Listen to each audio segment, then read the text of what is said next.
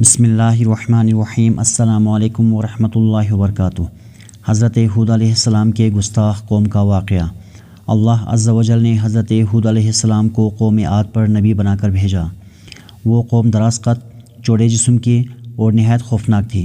سب سے لمبا 100 گز اور ٹھگنا 60 گز کے تھے، اور سب کے سب بت پرستی کرتے تھے اور خدا پرستی سے بہت زیادہ بیزار تھے، اور وہ پتھر کو تراش کے پہاڑوں میں اپنے مکان بناتے تھے۔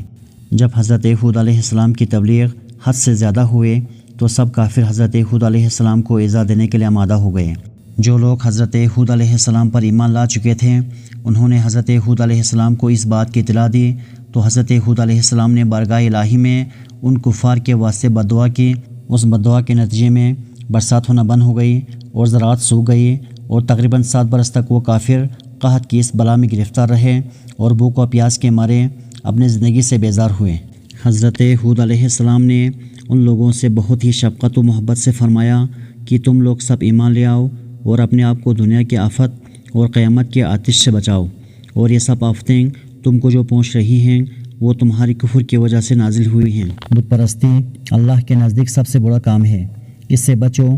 اور وہ لوگ ہمیشہ ہود علیہ السلام سے بڑی بے ادبی اور گستاخی سے کہتے تھے کہ ہم تمہارے کہنے سے اپنی بتوں کی پرستش نہ چھوڑیں گے اور اپنے دین باطل سے کبھی منہ نہ موڑیں گے۔ اس زمانے میں دستور تھا کہ جس پر کوئی بڑی مشکل آتی تھی تو وہ سخت مہم میں مبتلا ہو جاتا تھا اور حرم مکہ میں جا کر التجا کرتا تھا اور اللہ رب العزت کی بارگاہ میں نہایت عاجزی کرتا تھا، لہٰذا ان کی دعا قبول ہوتی تھی۔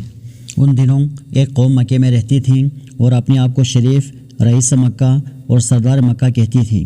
جب قوم کے لوگ ان بلاؤں میں گرفتار ہوئے تو ان میں سے 70 رئیسوں نے مکہ جانے کا ارادہ کیا اور وہ سب جانے کے واسطے تیار ہو گئے۔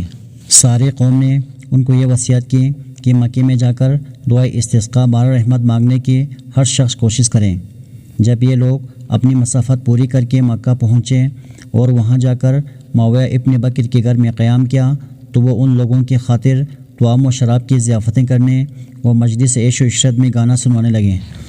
یہ لوگ اپنی بھوک و پیاس کی مصیبت کو بھول گئے، کہاں کی دعا، کہاں کا استسقاء، وہ سب کے سب دن رات راگ و گانا سننے لگے۔ ادھر سارے قوم نے حضرت لوط علیہ السلام سے کہا، اے لوط